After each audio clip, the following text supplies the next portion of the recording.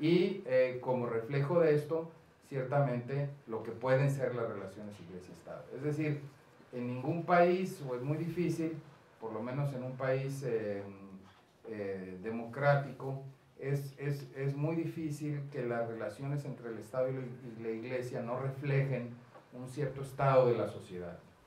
Y lo que nosotros tenemos, creo yo, en México en los últimos años, las últimas décadas, digamos, empujando en las últimas décadas, es un proceso mediante el cual la sociedad se ha ido democratizando. Eso ya todos lo sabemos. Un proceso democratizador que puede estar cuestionado en muchos sentidos por las propias definiciones que tengamos de democratización, pero que en cierta medida nos explican por qué se han movido las cosas y hacia dónde se han movido. Y lo que yo creo es que si hay algo evidente ahora, es que tenemos una sociedad que exige mucho más, no solo de las instituciones políticas, no solo del Estado, digamos, en general, sino exige también mucho más de las propias instituciones religiosas a las cuales adhiere. Es decir, la exigencia de mayor transparencia, de mayor rendición de cuentas, de un mayor escrutinio en lo que hacen las instituciones políticas que aparentemente o supuestamente nos representan, es también una exigencia que se dirige igualmente hacia las instituciones religiosas. Y todo lo que vemos y todo lo que estamos viendo, me parece, en los últimos años, es producto de eso. Es decir, es cada vez más difícil que las jerarquías o dirigencias religiosas se pretendan representativas o representantes del conjunto de los creyentes y que al mismo tiempo estos creyentes no exijan a esas dirigencias precisamente un mayor escrutinio, una mayor transparencia y una mayor rendición de cuentas. Lo que estamos viendo ahora entonces es de alguna manera reflejo de eso. Y esto es un reflejo, por lo tanto, de este proceso de democratización que afecta y que supone que, por lo tanto, las dirigencias religiosas y los gobiernos ya no pueden establecer, como solían hacerlo, por ejemplo, en el caso de México, pero también en muchos casos de América Latina, acuerdos que se llamaban acuerdos cupulares, o que es cada vez más difícil tenerlos. ¿Por qué? Porque precisamente los acuerdos cupulares eran acuerdos en donde, digamos, miembros del episcopado o de algunas dirigencias religiosas se pusieran de acuerdo con algunos políticos y desde ahí se establecieran en general lo que son las políticas públicas o incluso algunas leyes. Eso es cada vez más difícil en la medida que precisamente tanto unos como otros están sujetos a un mayor escrutinio y a una mayor exigencia, digamos, de rendición de cuentas. Entonces, todas las incluso demandas penales que ha habido, por ejemplo, para algunos obispos, los cuestionamientos políticos, los cuestionamientos de las propias feligresías de algunas religiones, precisamente tienen esa lógica y ese sentido.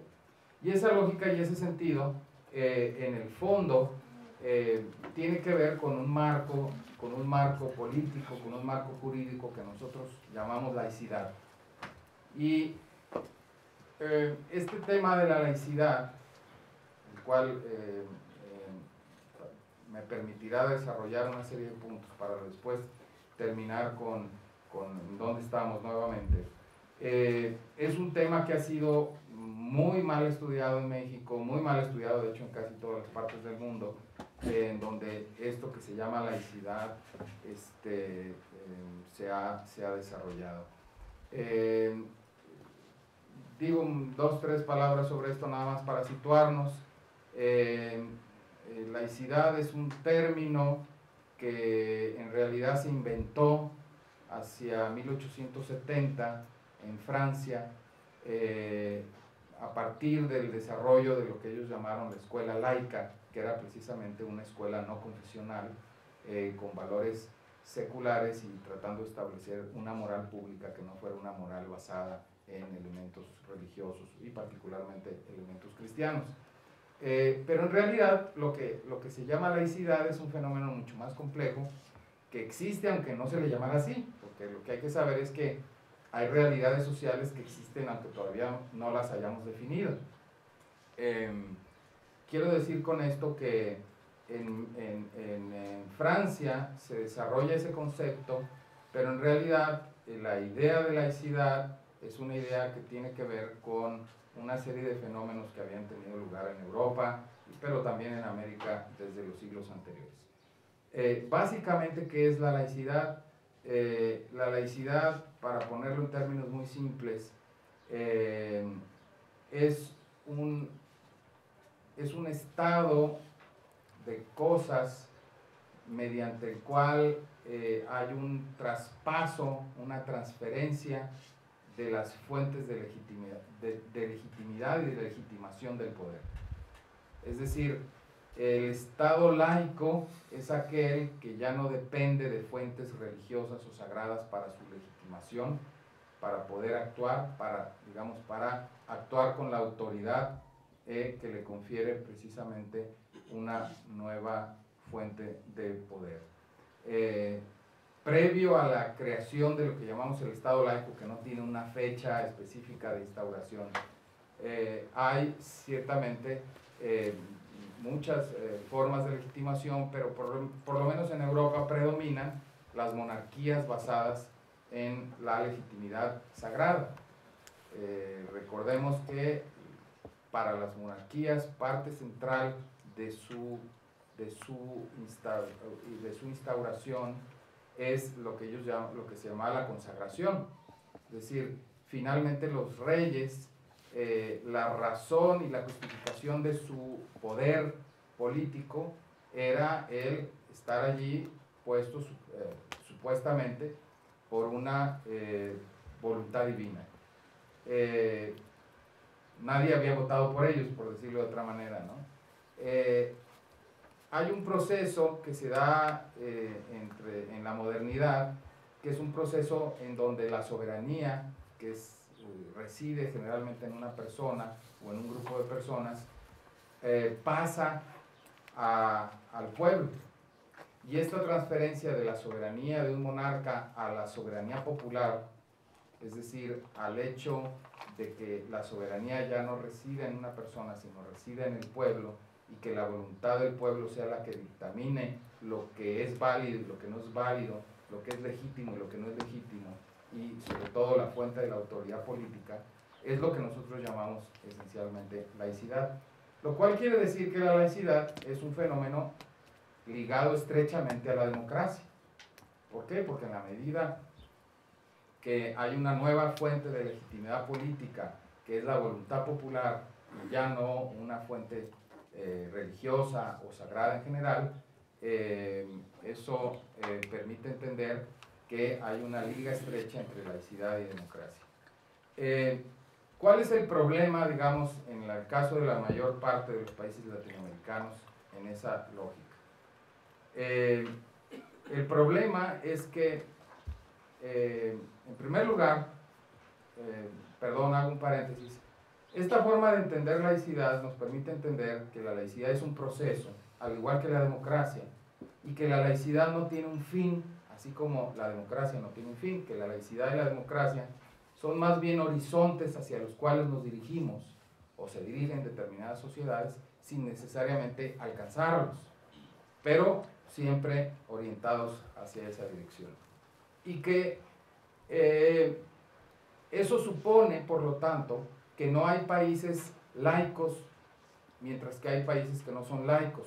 Prácticamente todos los países tienen formas, por lo menos los países actuales, tienen formas de laicidad, aunque no, digamos, se denominen como tales, o aunque no defiendan tal derecho. Y todos los países también conservan formas de sacralización del poder, aunque se denominen laicos. Y de hecho lo que nosotros conocimos a lo largo del siglo XIX son precisamente formas de sacralización del poder político, aunque hubiera una tendencia a la laicización de las instituciones. Y lo que nosotros si entendemos esto entonces como un proceso, y como un proceso inacabado, y como un proceso de transferencia, podemos entender entonces por qué ciertas formas de religión civil, en el fondo, no son más que recuperaciones de formas de sacralidad del poder que todavía no se han abandonado. Y podemos entender cómo los estados laicos, para alcanzar verdaderamente una laicidad, requieren también de un proceso de laicización. Y podemos entender que lo que vivimos en el siglo XIX en América Latina fue precisamente parte de esa transición y de esa transferencia. Y claro, eso también nos permite entender qué de esa transición hay inacabado y qué de esa transición subsiste o sigue empujando en nuestros países. Todo esto para señalar que si nosotros entendemos que la laicidad es esencialmente una transición de formas de poder sagrada a formas de poder, digamos, seculares, sobre todo que giran alrededor de la voluntad popular, entonces podemos entender que lo que sucedió en América Latina en el siglo XIX fue mucho más un proceso de laicismo que de laicidad. ¿Por qué? Porque, por ejemplo, en el caso de México, pero también muchos otros países latinoamericanos, lo que se dio fue un fenómeno paradójico en el que en realidad los independentistas, sobre todo los de la primera generación, en realidad querían conservar la relación estrecha con la Iglesia, en particular con la Iglesia católica, para la legitimación del poder político.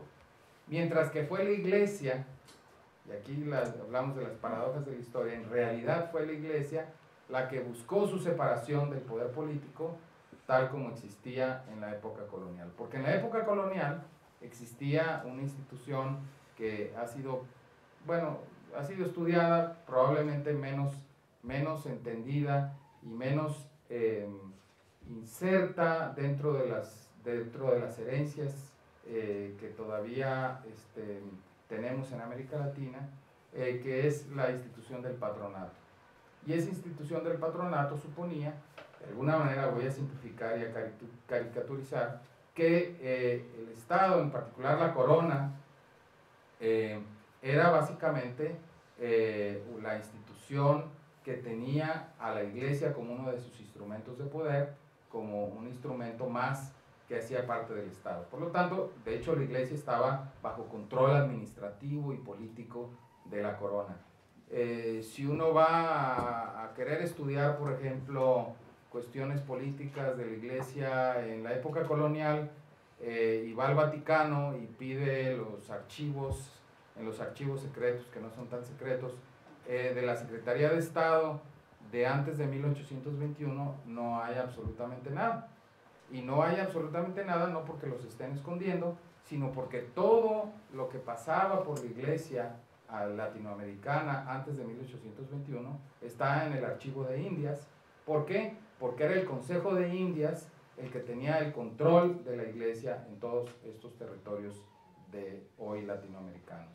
Por lo tanto, toda la documentación está ahí. En realidad, el Vaticano no hacía más que aprobar lo que la corona proponía.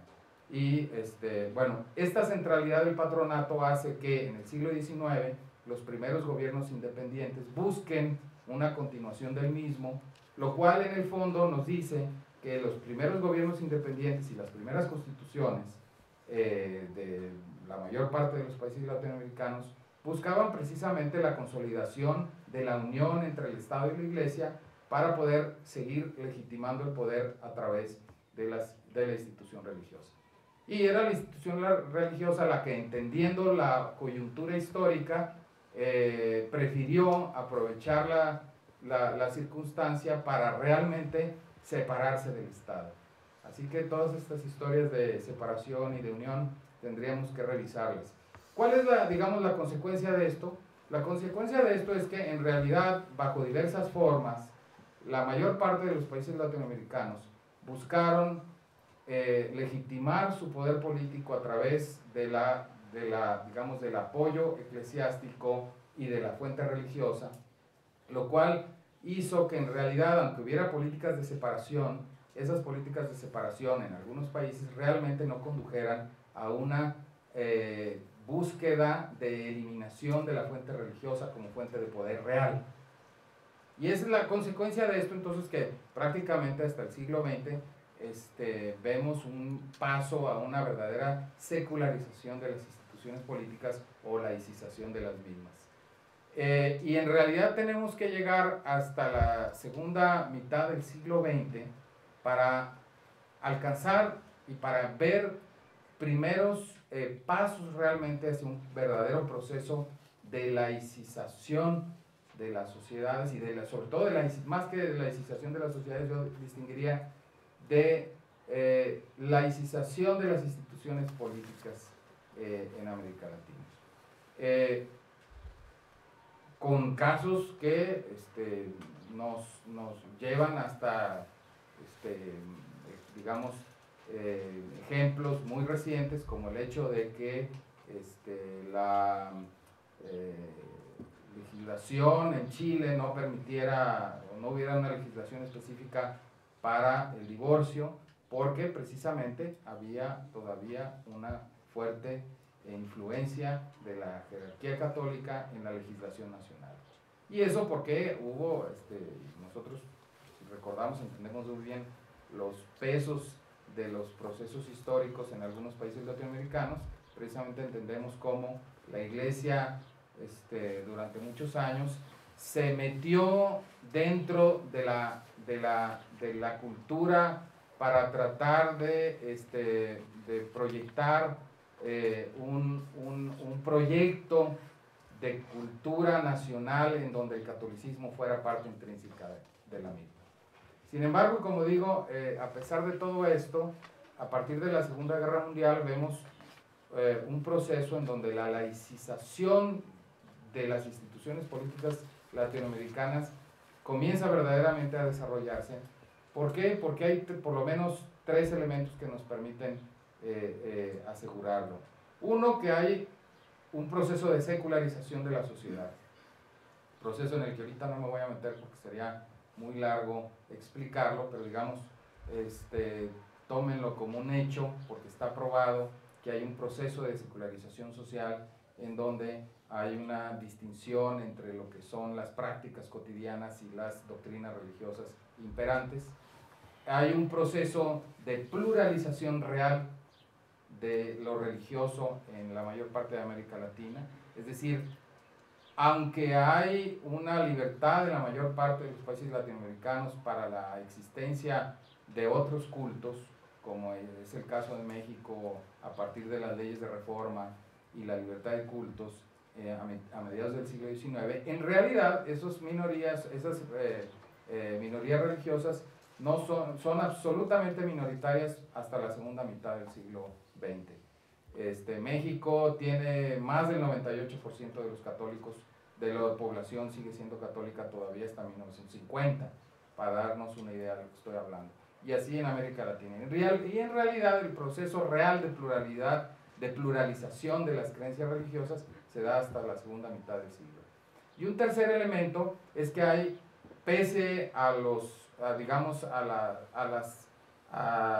los obstáculos y las interrupciones en ese proceso que significaron las dictaduras militares en América Latina, a partir de los años 80 se genera un proceso real, mayor de democratización en América Latina, que supone una cosa muy obvia, que es que acuérdense lo que yo decía, que si la definición de laicidad supone una forma de legitimación basada en la soberanía popular, bueno, el mayor proceso de democratización supone, por lo tanto, que la definición de políticas públicas y de legislación deben tomar en cuenta a esa soberanía popular.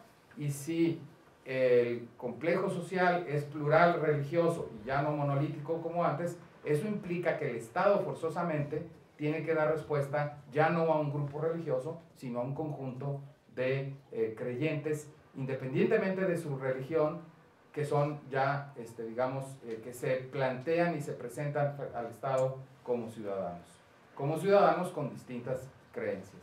Y creo yo, no me voy a extender más con esto, creo yo que esos procesos son los que nos han llevado al punto donde estamos ahora.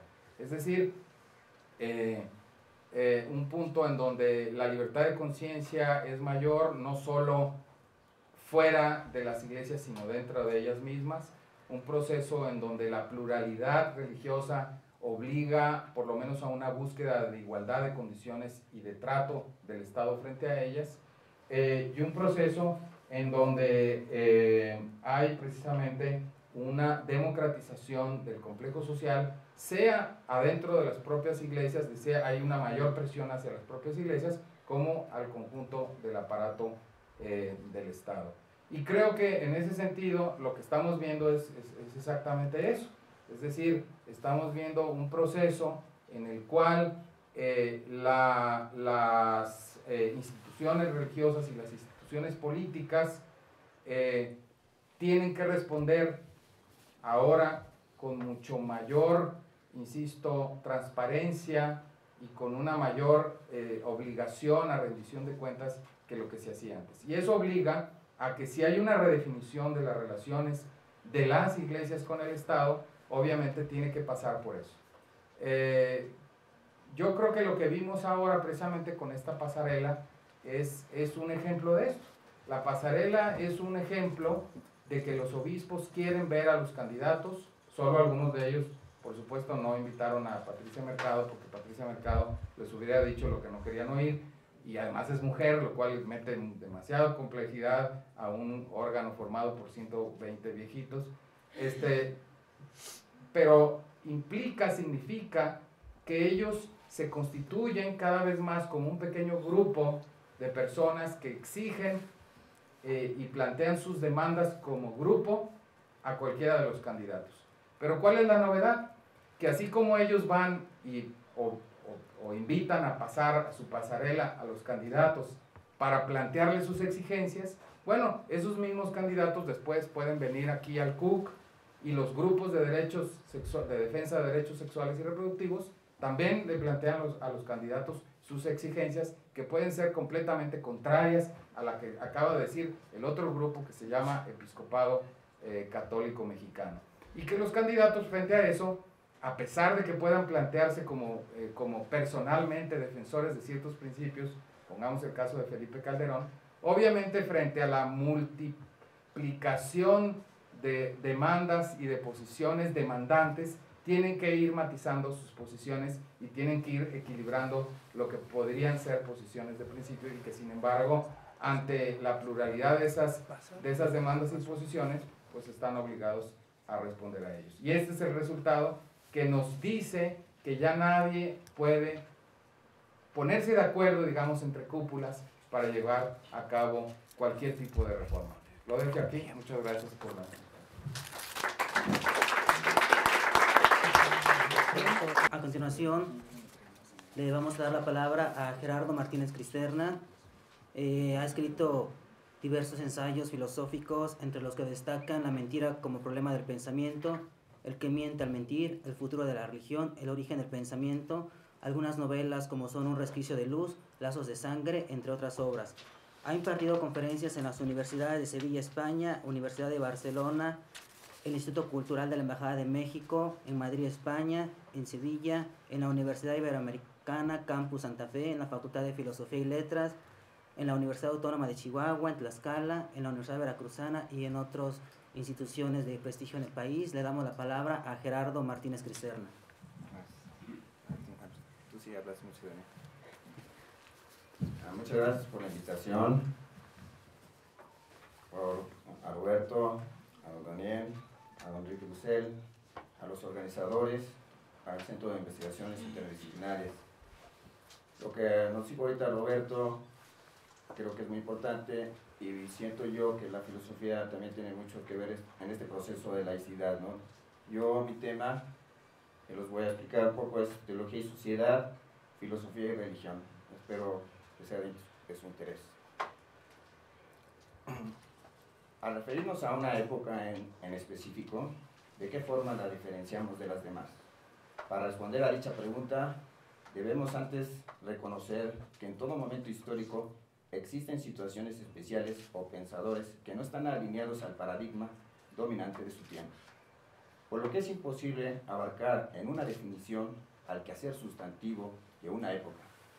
Heinz Hensov escribió en los 6 grandes temas de la metafísica occidental que las descripciones que conocemos sobre las diferentes etapas del pensamiento han logrado perpetuar ciertos problemas, pero que cualquier clasificación podría llevarnos al error de eliminar algunos elementos marginados que corren el riesgo de ser olvidados por completo. Las clasificaciones temporales que utilizamos, a partir de las cuales pensamos, por hábito o por desconocimiento, pueden ser cuestionadas con base en una revisión y encontrar puntos que se diferencien y enaltecer las individuales de los pensadores contemporáneos. Hacer una historia de la filosofía a partir del análisis de los motivos íntimos de los diferentes autores nos hará transformar nuestros principios generales y leer a ciertos autores desde otra óptica, mientras que abarcarla desde una visión externa, general, nos llevará a conservar el paradigma tradicional que venimos cargando desde antaño por falta de atención al detalle. El discurso que busca rastrear a los fantasmas filosofantes de una época desde el interior del pensamiento no intenta ser un ultimátum, sino mostrar la falsedad de ciertas estructuras que pretenden ser definitivas para designar un momento histórico en particular. Pensar que una época cualquiera todos los individuos actúan de la misma manera supone afirmar una visión un tanto inocente que se puede apreciar claramente en 2 sentidos. El primero es temporal y se refiere a la imposibilidad de una sociedad, nación o cultura que comienza a pensar de igual forma a partir del momento mismo que en ciertos principios o ciertas prácticas han sido superadas por propuestas más novedosas. El segundo refiere a cuestiones internas de la época misma, es decir, a los agentes singulares que vivieron en el entorno en el cual hablamos. Pero no solo nos referimos a los filósofos paradigmáticos o característicos, por ejemplo, al Descartes de la modernidad, al Aristóteles antiguo, al Santo Tomás del medioevo. También consideremos aquellos cuyo pensamiento fue desplazado, pues solo es posible pensar que existía una única forma de pensar cuando reducimos a categorías epistémicas o nombramos únicamente lo que los diferentes actores de la época hacían sin importar cuán diferentes pudieran ser. Esto nos da como resultado que cuando se da un cambio, lo que cambia es la cosmovisión que domina, y al hacerlo, las diferencias se disipan. Es decir, las diferencias se borran al pensar linealmente el paso de una época histórica a otra. Sobre lo que vamos a reflexionar es que en una época o momento histórico se extienden mientras sus particulares maneras de entender o ver al mundo perduran, y que la figura del mundo está reflejada en cada uno de los pensadores singulares que habitan una época. Esto nos pone al pendiente de la lógica interna de un discurso, pero también del carácter discursivo mismo, es decir, si se trata de un discurso religioso, filosófico, científico o económico, sus respectivos caparazones serán diferentes, ya que intentan resolver problemas distintos y manejar diversas propuestas. Otros modos de interacción y formas desiguales de asumir la historia que les antecede. En la filosofía hemos buscado definiciones que nos acerquen al conocimiento de los elementos que dan sentido al mundo. Para ello, hemos adoptado modelos a través de los cuales representamos las relaciones entre las cosas, pero principalmente para medir los objetos que nos rodean y poderlos aprenderlos. Prestemos atención a la oposición que hemos heredado entre lo que se conoce como filosofía y lo que hemos asumido como religión. La tradición nos ha transmitido la idea de que la religión tiene su fundamento en la revelación y la filosofía en la razón, y que en eso radica su diferencia. Si aceptamos tal afirmación como cierta, deberíamos pensar que ninguna propuesta que no ponga sus bases en la razón podría ser filosófica, y cuando la religión comienza a reflexionar, no es posible considerar tal reflexión como discurso religioso. ¿Qué hay